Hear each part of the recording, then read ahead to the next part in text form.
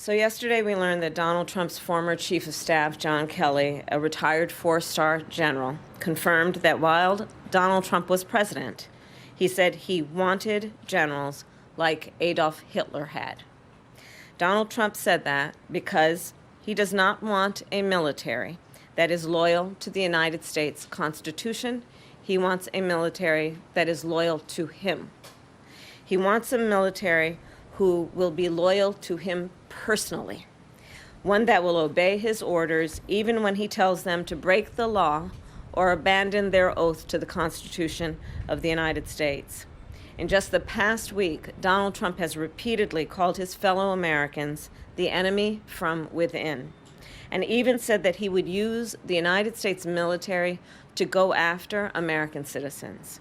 And let's be clear about who he considers to be the enemy from within. Anyone who refuses to bend a knee or dares to criticize him would qualify, in his mind, as the enemy within, like judges, like journalists, like nonpartisan election officials. It is deeply troubling and incredibly dangerous that Donald Trump would invoke Adolf Hitler, the man who is responsible for the deaths of 6 million Jews and hundreds of thousands of Americans.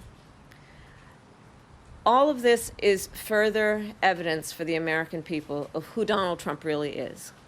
This is a window into who Donald Trump really is, from the people who know him best, from the people who worked with him side by side in the Oval Office and in the Situation Room. And it is clear from John Kelly's words that Donald Trump is someone who, I quote, certainly falls into the general definition of fascist, who in fact vowed to be a dictator on day one and vowed to use the military as his personal militia to carry out his personal and political vendettas. Donald Trump is increasingly unhinged and unstable. And in a second term, people like John Kelly would not be there to be the guardrails against his propensities and his actions. Those who once tried to stop him from pursuing his worst impulses would no longer be there, and no longer be there to rein him in. So the bottom line is this: we know what Donald Trump wants. He wants unchecked power. The question in 13 days will be, what do the American people want? Thank you. Vice President Kamala Harris, in 13 days we will find out what the American people want. Let's bring in our US correspondent Mark Stone, joining us now from DC. And Mark, great to have you with us. Look, Kamala Harris there, quoting from an interview I think John Kelly had given to the New York Times, perhaps others. He was Trump's longest-serving chief of staff. She talked about him describing Trump as meeting the definition of a fascist, and also saying that Trump would want to govern like a dictator. Why has Kamala Harris come out now to say these things from this John Kelly interview, do you think? Well, first off, because these comments by John Kelly are extraordinary. He is not a man who will be familiar to an awful lot of people, but he was familiar to Donald Trump. He was very, very close to Donald Trump, as close to the inner circle that you could get during part of his first presidency. He's a decorated Marine general for many, many years, but then became chief of staff at the White House. And so he knows precisely how Donald Trump ticks. And he has given this interview both to The Atlantic and to the New York Times, in which he describes in quite remarkable detail of what he thinks Donald Trump is like. And he talks about how Donald Trump admired Hitler, that Donald Trump had said in one conversation, we should get some generals like Hitler had.